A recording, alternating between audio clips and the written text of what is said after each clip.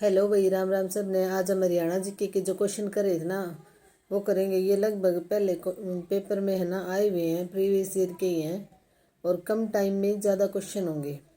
तो ये पूरे क्वेश्चन हरियाणा जीके के ही हैं, ये सॉल्व करेंगे। हरियाणा के किस भाग में सर्वाधिक वर्षा होती है? तो ये होते हैं उत्तर पूर्वी भाग में। उत्तर पूर्वी ये जो पंचकुला, अम्बाला, यमुनानगर जो है ना वो उत्तर पूर्वी भाग है। तो ये आंसर क्या होगा? हरियाणा के किस भाग में सर्वाधिक वर्षा होती है? तो उत्तर पूर्वी भाग में। हरियाणा के किस भाग में सबसे कम वर्षा होती है? तो ये होती है दक्षिण पश्चिम, जो राजस्थान से लगता एरिया है ना, यहाँ पे कम वर्षा होती है। हरियाणा की कितनी भूमि लवणता तथा अक्षारीयता से ग्रसित है? तो 32% भूमि लवणता और अक्षारीयता से ग्रस्त है। हरियाणा के किस जिले में लाल चेस्टनट मिट्टी पाई जाती है? तो लाल चेस्टनट मिट्टी पाई जाती है यमुनानगर में। मृदा की उर्वरता में कमी का क्या कारण है? तो ये है लवणता व अक्षारीयता, मृदा में नमी का अभाव, मृदा अपरदन। तो इसका आएगा उपरोक्त सभी। कौन सा जिला लवणता से ग्रस्त है? तो ये है पश्चिमी रोहतक जो है वो लवणता से ग्रस्त है। किसे रेंगती हुई मृत्यु कहा जाता है? तो मृदा अपरदन को रेंगती हुई मृत्यु कहा जाता है। मृदा अपरदन में क्या होगा? जो हमारे जमीन का उपजाऊ हिस्सा है ना वो आंधियों में आंधी आती है तब भी मृदा अपरदन होता है, पानी के बहाव से भी मृदा अपरदन होता है। तो इसे क्या कहते हैं? रेंगती हुई मृत्यु। जो जमीन का जो उपजाऊपन है ना वो आंधी में एक स्थान से दूसरे स्थान पे चला जाएगा, और जो पानी का बहाव तेज होगा तो वो दूसरे स्थान पे चली जाएगी, पूरी जो खात होती है। तो रेंगती हुई मृत्यु किसे कहा जाता है? मृदा अपरदन को। अत्यंत हल्की मृदा के संबंध में सही है? तो चूने का बाहुल्य, जो अत्यंत हल्की मृदा होगी ना उसके संबंध में क्या सही है? भारी मात्रा में अपरदन, वनस्पति तत्वों का अभाव। तो इसका आएगा ये सभी। हरियाणा के मध्यवर्ती भाग में कौन सी मिट्टी पाई जाती है? तो हरियाणा के मध्यवर्ती भाग में कौन सी मिट्टी पाई जाती है? दोमट मिट्टी। भूमि संरक्षण कार्यक्रम का क्या उद्देश्य है? तो ऊपरी सतह प्रभाव कम करना, कृषि जल प्रबंधन में सुधार करना, अक्षारीय भूमि में सुधार करना। इसका आएगा उपरोक्त सभी।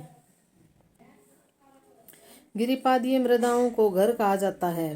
तो क्या गिरिपादीय मृदाओं का घर किसे कहा जाता है? कालका को।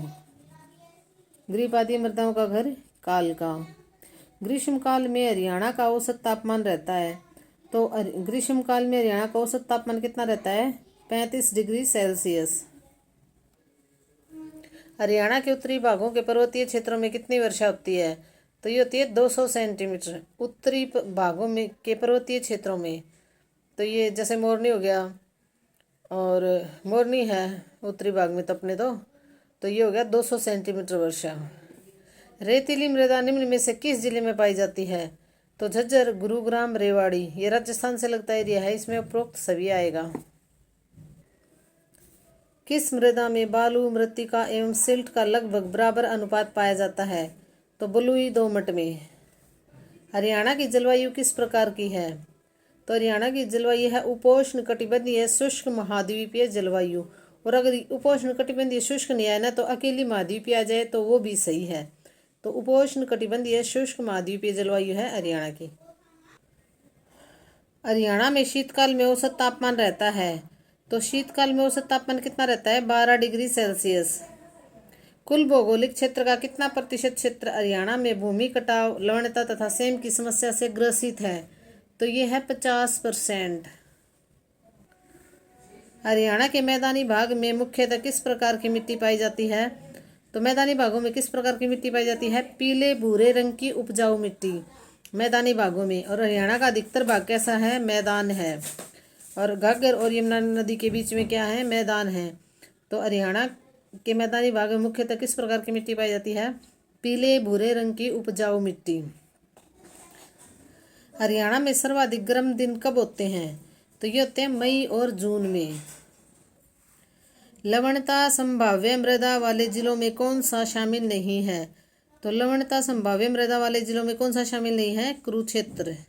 हरियाणा के किस क्षेत्र में आर्द्र उपोष्ण शुष्क शीत ऋतु जलवायु पाई जाती है? तो ये होती है शिवालिक के निकटवर्ती क्षेत्र में कैसी जलवायु पाई जाती है? आर्द्र उपोष्ण शुष्क शीत ऋतु, शिवालिक के निकटवर्ती क्षेत्र में। हरियाणा के दक्षिणी भाग में अधिकतम वर्षा होती है, तो 25 से 38 सेंटीमीटर। दक्षिणी भाग में 25 से 38 सेंटीमीटर वर्षा होती है। बालुका स्तूपों की प्रधानता किस मिट्टी की विशेषता है?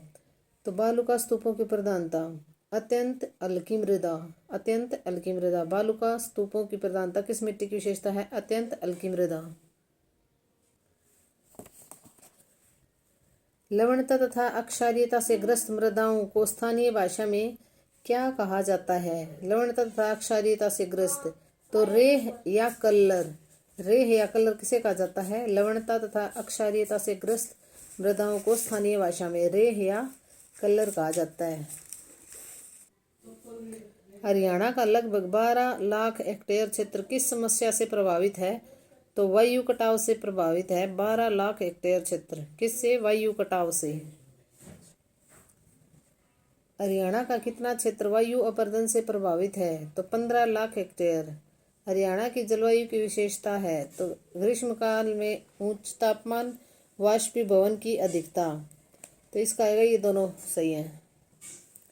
हरियाणा के किस भाग में ग्रीष्मकाल में लू नामक गर्म एवं शुष्क हवाएं चलती हैं?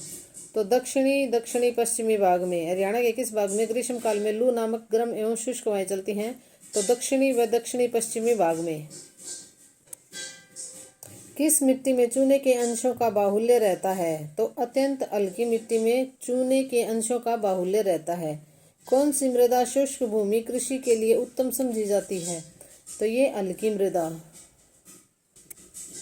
हरियाणा की जलवायु कही जा सकती है आर्द्र तथा आर्द्र मरुस्थलीय के बीच की जलवायु। आर्द्र तथा आर्द्र मरुस्थलीय के बीच की जलवायु हरियाणा की जलवायु कही जाती है। हरियाणा में शिवालिक श्रेणियों के निकटवर्ती क्षेत्रों में किस प्रकार की जलवायु पाई जाती है? तो यह है आर्द्र उपोष्ण जलवायु। कृषि प्रणाली में सुधार के संबंध में कौन सा कथन गलत है? तो भूमि को हवा के विपरीत दिशा में जोतना। भूमि को हवा के विपरीत दिशा में जोतना ये गलत है। और खेतों की मेड़बंदी करना ये सही है। शिवालिक पहाड़ियों में सीढ़ीदार खेत बनाना ये भी सही है। कृषि की फसल चक्रण वृद्धि को अपनाना ये भी सही है, तो ये गलत है। हरियाणा में कई प्रकार की जलवायु शिवालिक श्रेणियों के निकटवर्ती क्षेत्रों के कितने किलोमीटर चौड़ी पट्टी पाई जाती है? तो ये 72। हरियाणा में कई प्रकार की जलवायु, किस प्रकार की जलवायु में शिवालिक श्रेणियों के निकटवर्ती क्षेत्रों के कितने किलोमीटर चौड़ी पट्टी पाई जाती है? तो ये है 72 किलोमीटर चौड़ी पट्टी।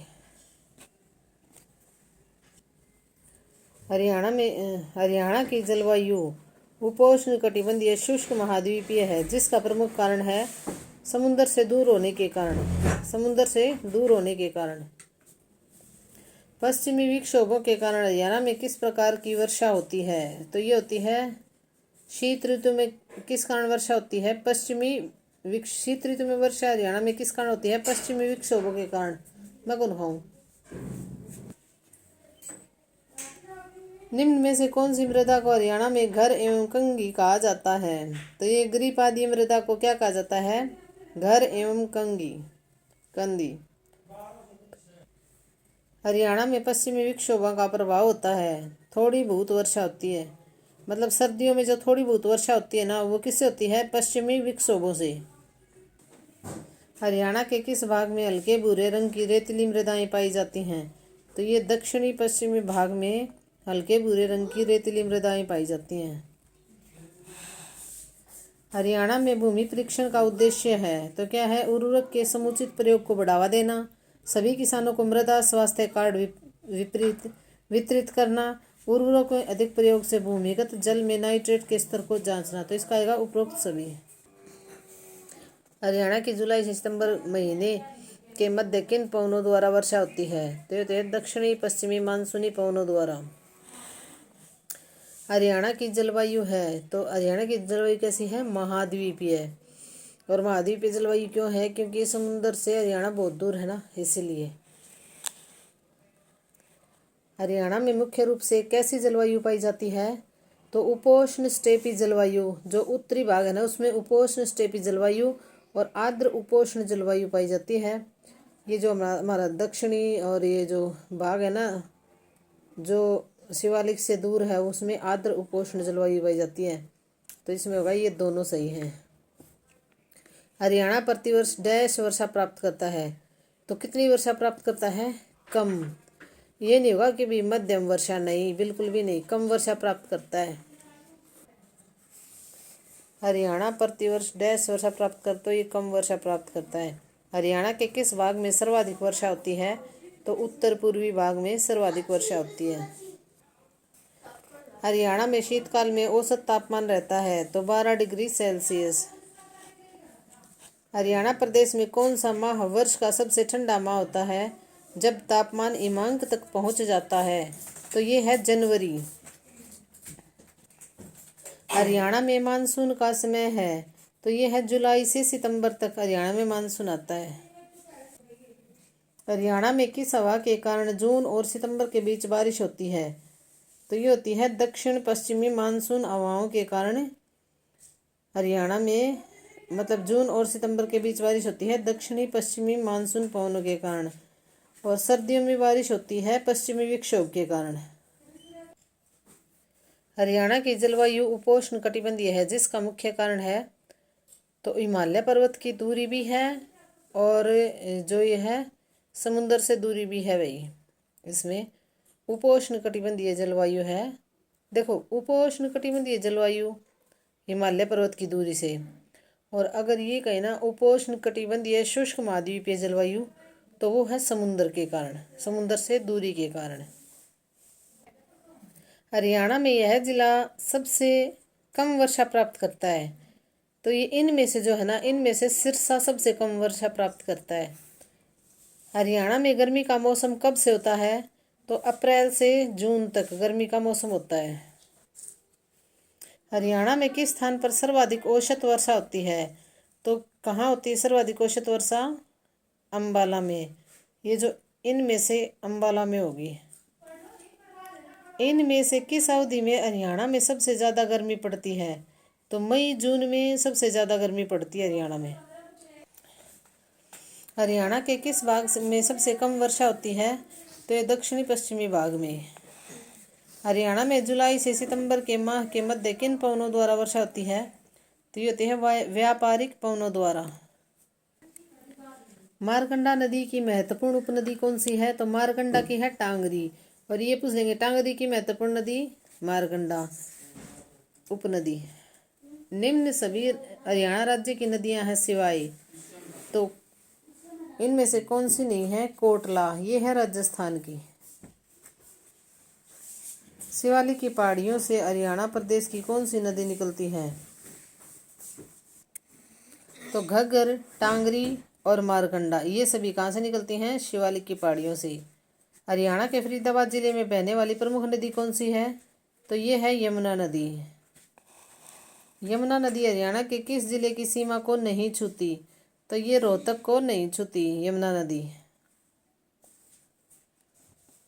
यमुनानगर में मुगलवाली में किस नदी की खुदाई का कार्य चल रहा है? तो ये है सरस्वती नदी की खुदाई का कार्य चल रहा है। हरियाणा की टांगरी नदी का उद्गम स्थल कहाँ है? तो ये है मोरनी की, ये है टांगरी नदी का उद्गम स्थल कहाँ है? मोरनी की पहाड़ियाँ। आदि बद्री का संबंध किस पवित्र नदी से माना जाता है? तो ये आदि बद्री का संबंध सरस्वती नदी से माना जाता है। निम्न में से कौन सी नदी शिवालिक पर्वत श्रृंखला से नहीं निकलती? तो यमुना। निम्नलिखित में से कौन सी नदी हरियाणा के उत्तर प्रदेश के मध्य सीमा बनाती है? तो ये है यमुना नदी। मारकंडा नदी कहाँ से निकलती है? तो ये निकलती है शिवालिक की पहाड़ियों से। Haryana Saraswati heritage development board के चेयरमैन कौन है? तो इनके Haryana Saraswati heritage development board के चेयरमैन जो भी हरियाणा के सीएम होंगे ना वही होते हैं। तो अब कौन है? नायब सिंह सैनी। हरियाणा सरस्वती हेरिटेज विकास बोर्ड के चेयरमैन कौन है? तो ये है नायब सिंह सैनी। इन दिनों हरियाणा में बहने वाली नदी के पुनरुत्थान की चर्चा समाचारों में है। तो ये है सरस्वती नदी की। निम्नलिखित में से डैश घग्गर नदी में प्रदूषण निर्वहन का एक प्रमुख स्रोत नहीं है। तो भूजल का आर्सेनिक प्रदूषण ये नहीं है, पूछ रखा है। तो भूजल का आर्सेनिक प्रदूषण। घग्गर नदी के संबंध में निम्नलिखित में से कौन सा कथन सही नहीं है। तो यह दिल्ली के राष्ट्रीय क्षेत्र पंजाब और हरियाणा से होकर बहती है। तो यह गलत है। इसका उद्गम शिवालिक की पहाड़ियों में है। घग्गर नदी का सही है। यह बारामासी नदी नहीं है, ये भी सही है। यह एक आंतरायिक नदी है, तो यह भी सही है। दिल्ली से यमुना बहती है, घग्गर नदी नहीं बहती, तो ये गलत होगा इसका। सतलुज यमुना लिंक नहर का विवाद हरियाणा और दूसरे किस राज्य के बीच में है। तो ये है पंजाब और हरियाणा के बीच में। हरियाणा का अम्बाला जिला घग्गर नदी के किस दिशा में अवस्थित है। तो ये है पूर्व दिशा में। सतलुज यमुना लिंक नहर का विवाद हरियाणा और दूसरे किस। तो ये है पंजाब। सरस्वती नदी हरियाणा में कहाँ से प्रवेश करती है। ये करती है आदिबद्री से प्रवेश। हरियाणा प्रदेश का यमुनानगर जिला कौन सी नदी के किनारे बसा है। तो ये यमुना नदी के किनारे बसा है। हरियाणा की मुख्य मौसमी नदी घग्गर कहाँ गायब हो जाती है। तो ये हो जाती है राजस्थान के मरुस्थलों में। जो मौसमी नदी कौन सी है, घग्गर, और ये राजस्थान में जाके विलुप्त हो जाती है। सरस्वती नदी जो गायब हो चुकी है, कहा जाता है कि वह डैश से होकर बहती है। डैश से होकर बहती थी, तो ये कुरुक्षेत्र से। घग्गर नदी है, मौसमी नदी है। हरियाणा की प्रमुख नदियां हैं। तो घग्गर और यमुना के बीच में बसा हुआ है हरियाणा। हरियाणा की वह कौन सी नदी है जो शिवालिक के निचले क्षेत्र से निकलती है और अंबाला के पश्चिम से हरियाणा में प्रवेश करती है। तो यह है मारकंडा। डैश नदी सप्त सिंधु प्रदेश का भाग मानी जाती है। तो सरस्वती नदी सप्त सिंधु प्रदेश का भाग मानी जाती है। साहिबी नदी वैदिक काल में डैश कहलाती है। तो क्या कहलाती है साहिबी नदी वैदिक काल में। दृशदती कहलाती है। निम्नलिखित में से कौन सा ऋग्वेद में उल्लिखित सप्त हिंदू या 7 नदियों में नहीं आता। तो ये है मारकंडा। शिवालिक की पहाड़ियाँ बहुत सी नदियों का स्रोत है। ऐसी एक नदी है, तो क्या है, टांगरी नदी। हरियाणा की कौन सी नदी मानसून के दौरान व्यापक बाढ़ लाती है और अतिरिक्त पानी सनिसा झील तक ले जाया जाता है।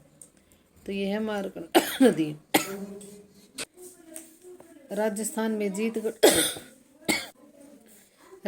में जीतगढ़ और मनोहरपुर के पास मेवात की पहाड़ियों में किस नदी का उद्गम है।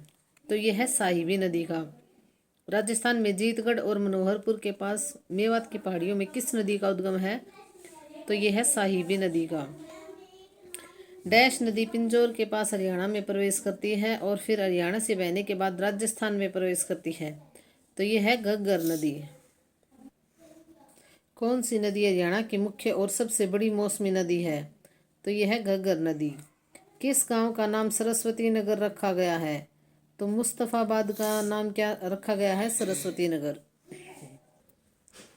निम्न कौन सी नदी हरियाणा में से नहीं बहती। तो यह गोमती नदी हरियाणा में से नहीं बहती। यमुना नदी डैश नदी की दूसरी सबसे बड़ी उपनदी है। तो यह है गंगा नदी। निम्न में से कौन सी नदी प्राचीन काल में अरुणा के नाम से जानी जाती थी। तो मारकंडा को अरुणा के नाम से जाना जाता था प्राचीन काल में। हरियाणा में मोरनी और टिपरा श्रेणियों की घाटी द्वारा पृथक है। तो किस घाटी द्वारा पृथक है, घग्गर। मोरना और टिपरा श्रेणियों के बीच में से घग्गर नदी। टिपरा पहाड़ियाँ हरियाणा में किस नदी के उत्तर में स्थित हैं। तो उत्तर में घग्गर नदी और दक्षिण में मोरनी की पहाड़ियाँ। इंदौरी नदी का उद्भव डैश के निकट है। तो इंदौर के निकट है। वैदिक सभ्यता डैश नदी के किनारे फली फूली है, तो वैदिक सभ्यता सरस्वती नदी के किनारे फली फूली है। टांगरी डैश की एक सहायक नदी है, तो टांगरी मारकंडा की एक सहायक नदी है। घग्गर नदी हरियाणा के किस जिले में नहीं बहती, तो ये भिवानी जिले में नहीं बहती। वह नदी जो सोलन जिले में डागशाही नामक स्थान के पास शिवालिक श्रेणी में जन्म लेती है, उसका क्या नाम है? उसका नाम है घग्गर। हरियाणा में 50 किलोमीटर बहने वाली गैर बारहमासी नदी कौन सी है? तो ये है दोहान नदी। दी गई नदियों में से कौन सी नदी घग्गर की सहायक नदी नहीं है? तो यमुना घग्गर की सहायक नदी नहीं है। निम्न में से कौन सी मारकंडा की उपनदी है? तो ये है मारकंडा की उपनदी है बैंगना। कौशल्या नदी डैश नदी की एक सहायक नदी है, तो ये है घग्गर और अकरा। कौशल्या नदी घग्गर और अकरा की एक सहायक नदी है। HSHDB क्या है? तो ये है Haryana Saraswati heritage development board. HSHDB क्या है? Haryana Saraswati heritage development board. वह नदी जो मानसून के दौरान अत्यधिक बाढ़ भारी गाद के जमाव लाती है, तो वह क्या है? मारकंडा।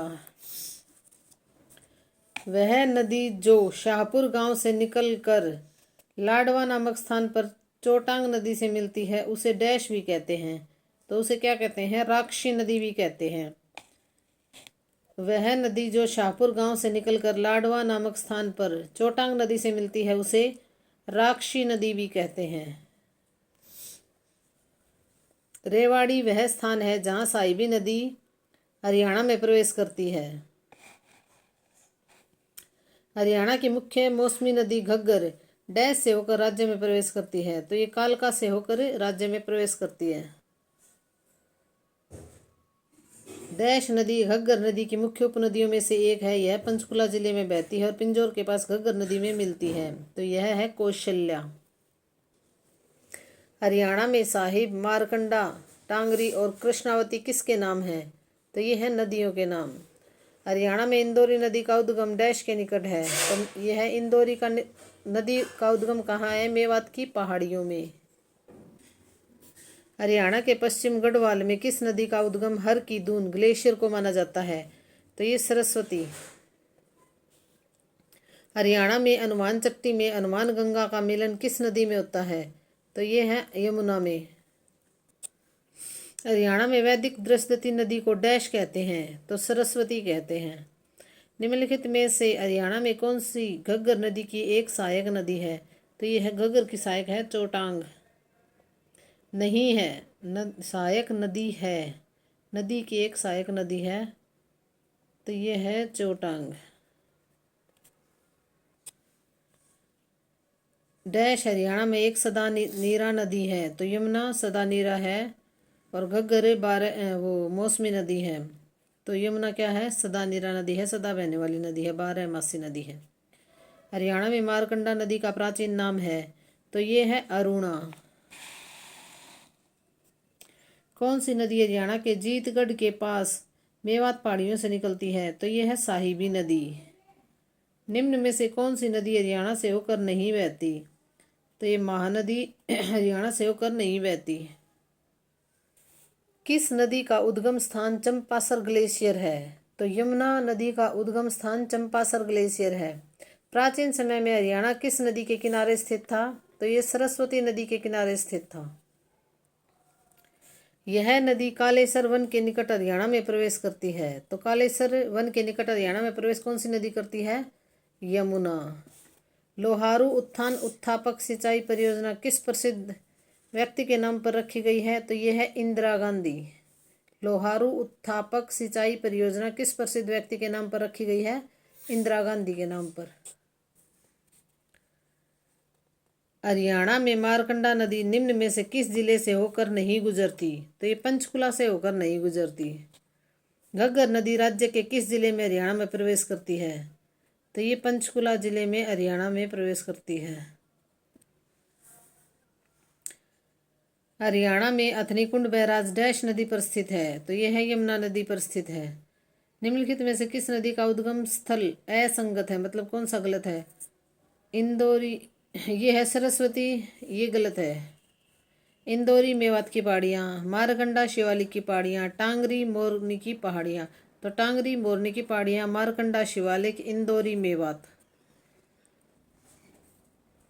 यमुना नदी हरियाणा के किस हिस्से में बहती है? तो पूर्वी सीमा बनाती है हरियाणा की। निम्नलिखित में से किस जिले में यमुना नदी का प्रवाह नहीं है? तो हिसार जिले में यमुना का प्रवाह नहीं है। निम्नलिखित में से कौन सी नदी अरावली की पहाड़ियों में है? तो यह है साहिबी नदी। हरियाणा में फरीदाबाद की यह झील तोमर वंश के शासन के दौरान स्थापना की गई थी। तो सूरजकुंड झील की स्थापना किसने की थी? तोमर वंश के शासन ने। सूरजकुंड। हरियाणा की सबसे बड़ी झील कौन सी है? तो यह है दमदमा झील। दमदमा झील हरियाणा में डैश के नाम से है। तो सबसे बड़ी झील है। निम्न में से कौन से का मिलान सही नहीं है? तो तिलियार झील कहाँ है? रोहतक में है। ब्लूबर्ड हिसार सही है। सूरजकुंड झील फरीदाबाद सही है। बड़खल झील फरीदाबाद। तिलियार झील कहाँ है? रोहतक में। हिसार गलत दे रखा है। निम्न में से कौन सी झील हरियाणा में 1947 में दो छोटे टीलों को जोड़ने से बनाई गई थी? तो यह है बड़खल झील फरीदाबाद। सिंचाई के लिए बनाई गई थी, खेतों तक पानी पहुंचाने के लिए। 11वीं सदी की अल बेरूनी की इतिहास की किताब उल हिंद में डैश हरियाणा की एक प्रसिद्ध झील का उल्लेख है। तो यह है ब्रह्म सरोवर का उल्लेख। हरियाणा में इस झील का निर्माण वर्ष 1958 में ली कार्बूजियर की देखरेख में किया गया था। इस वर्ष 1988 में राष्ट्रीय आर्द्रभूमि घोषित किया गया था। यह झील कहाँ स्थित है? तो यह झील है चंडीगढ़ में। यह झील हरियाणा के थानेसर में स्थित है। किताब उल हिंद में इसका उल्लेख भी है। तो यह झील कौन सी है? ब्रह्म सरोवर झील है। निम्न में से हरियाणा में कौन सी झील एक वन्य जीव अभ्यारण्य है? तो यह है भिंडावास। हरियाणा में राष्ट्रीय आर्द्रभूमि संरक्षण कार्यक्रम के अंतर्गत कितने आर्द्रभूमि को मान्यता दी गई है? ये है 2। निम्न में से कौन सही सुमेलित है? तो यह है सही सुमेलित है। बड़खल झील है फरीदाबाद में। भिंडावास है झज्जर में। ब्रह्म सरोवर है कुरुक्षेत्र में। दमदमा झील है गुरुग्राम में। कौन सी झील करनाल के पर्यटन के लिए प्रसिद्ध है? तो यह है कर्ण तालाब। बड़खल झील एक प्राकृतिक झील है जो कि हरियाणा राज्य में स्थित है। तो यह फरीदाबाद में स्थित है। हरियाणा के करनाल में प्रसिद्ध झील का क्या नाम है? तो यह है कर्ण झील। निम्न में से कौन सी हरियाणा की झील नहीं है? तो चिल्का झील हरियाणा की नहीं है। चिल्का झील है उड़ीसा में। बड़खल झील घिरी हुई है अरावली पहाड़ियों से। निम्न में से कौन सा गलत है? तो यह दमदमा झील गुरुग्राम में है। कर्ण झील करनाल में है। बड़खल झील फरीदाबाद में है। और सुल्तानपुर झील है गुरुग्राम में। यही सारा गलत दे रखा है। निम्नलिखित में से किस झील पर विदेशी पर्यटक अधिक संख्या में आते हैं? तो यह है बड़खल झील फरीदाबाद। हरियाणा के हिसार जिले में कौन सी झील स्थित है? तो यह है ब्लू बर्ड लेक। 1972 में बनाया गया रमणीय सरोवर पर्यटन स्थल है। तो यह है कर्ण। दमदमा झील हरियाणा के डैश जिले में स्थित है। यह एक लोकप्रिय पर्यटक आकर्षक केंद्र है जहां हरियाणा की सबसे बड़ी प्राकृतिक झीलों में से एक झील स्थित है। तो यह है गुरुग्राम में। चिल्ली झील हरियाणा के डैश जिले में है? तो ये चिल्ली झील है फरीदाबाद में। चिल्ली झील हरियाणा के डैश जिले में है? तो यह है फतेहाबाद में। चिल्ली झील फतेहाबाद। बड़खल झील हरियाणा के डैश जिले में स्थित है? तो बड़खल झील है फरीदाबाद में। निम्न में से कौन सा सरोवर राज्य के फर्रुखनगर तहसील में स्थित है? तो यह है सुल्तानपुर सरोवर, फर्रुखनगर तहसील में स्थित है। विख्यात बड़खल सरोवर हरियाणा के निम्न में से किस जिले में स्थित है? तो यह है फरीदाबाद में। गुरुग्राम में निम्न में से कौन सी झील मौजूद है? तो यह है दमदमा गुरुग्राम। बड़खल झील फरीदाबाद, कर्ण झील करनाल और डैश हरियाणा की सबसे बड़ी आर्द्रभूमि है? तो यह है भिंडावास। कहाँ? ये झज्जर में है। झज्जर में लगभग 16,000 एकड़ जलाक्रांत भूमि है। जो जल में डूबी हुई भूमि वो कितनी है? 16,000 एकड़। दमदमा झील डैश जिले में है, तो दमदमा झील है गुरुग्राम में। निम्नलिखित में से कौन सी झील एक मानव निर्मित झील है, तो ये है बड़खल झील। कहाँ है? फरीदाबाद में है। फरीदाबाद जिले में दो झीलें डैश और डैश हैं, बड़खल झील और सूरजकुंड झील। निम्नलिखित में से कौन सी झील हरियाणा में स्थित है, तो ये है दमदमा झील, कोटला झील, खलीलपुर झील, ये सभी हरियाणा में स्थित है। हरियाणा में बड़खल झील कहाँ है, तो ये है फरीदाबाद के पास में। बड़खल झील कहाँ है? फरीदाबाद। फरीदाबाद के पास बड़खल झील किस पर्वतमाला के किनारे स्थित है, तो यह है अरावली पर्वतमाला के। निम्नलिखित में से कौन सी एक हरियाणा की झील नहीं है, तो यह है वुलर झील। प्रदेश के फरुखनगर खंड में निम्न में से कौन सी झील है, तो सुल्तानपुर झील कहाँ है? फरुखनगर में। फरुखनगर कहाँ है? गुरुग्राम में। हरियाणा राज्य में विविध प्रवासी पक्षियों के दर्शन हेतु निम्न में से कौन सी झील प्रसिद्ध है, तो यह है सुल्तानपुर झील। हरियाणा का पर्यटन स्थल टिक्करताल स्थित है, तो यह है टिक्करताल कहाँ है? मोरनी में। प्रसिद्ध बीबीपुर व नजफगढ़ नामक झीलें हरियाणा के किस प्राकृतिक क्षेत्र में स्थित है? मैदानी क्षेत्र में। भिवानी नहर डैश से निकाली गई है, तो यह है भाखड़ा नहर। यमुना नदी से ओखला बैराज से कौन सी नहर निकाली गई है? गुरुग्राम नहर। यमुना नदी से ओखला बैराज से गुरुग्राम नहर निकाली गई है, ओखला बैराज से। हरियाणा डैश पूर्ण करने वाला पहला राज्य है, तो जलीय स्तर पर मानचित्रण पूर्ण करने वाला पहला राज्य है। जल वृत्त मानचित्रीकरण डैश का मूल्यांकन करने के लिए किया जाता है, तो ये जल वृत्त मानचित्रीकरण भौमजल स्थिति का मूल्यांकन करने के लिए किया जाता है। हरियाणा पूरे राज्य में सुरक्षित पीने के पानी की सुविधा उपलब्ध कराने वाला देश का डैश राज्य था, तो कौन सा राज्य था? पहला। हरियाणा में सिंचाई का मुख्य स्रोत है नहरें। हरियाणा में सिंचाई का मुख्य स्रोत क्या है? नहरें। निम्नलिखित में से किसे इंदिरा गांधी नहर भी कहा जाता है, तो लोहारू उत्थान योजना को इंदिरा गांधी नहर भी कहा जाता है। इंदिरा गांधी नहर भी कहा जाता है लोहारू उत्थान योजना को। एक महत्वपूर्ण गतिविधि जो इंदिरा गांधी नहर के आसपास होती है वो क्या है? उपजाऊ क्षेत्रों के मरुस्थलीकरण को रोकने के लिए। पुरानी फिरोजशाह नहर की मरम्मत के लिए निम्न में से कौन उत्तरदायी था, तो ये था चार्ल्स मैटकॉफ। पुरानी फिरोजशाह नहर की मरम्मत, देखो भाई, पुरानी फिरोजशाह नहर की मरम्मत के लिए कौन उत्तरदायी था? मरम्मत के लिए चार्ल्स मैटकॉफ। गुड़गांव के अतिरिक्त किस जिले में गुड़गांव नहर द्वारा सिंचाई की जाती है, तो फरीदाबाद जिले में भी गुड़गांव नहर द्वारा सिंचाई की जाती है। भाखड़ा नहर द्वारा हरियाणा के किस जिले में पानी प्रदान किया जाता है, तो सिरसा, हिसार, रोहतक, ये सभी भाखड़ा नहर द्वारा।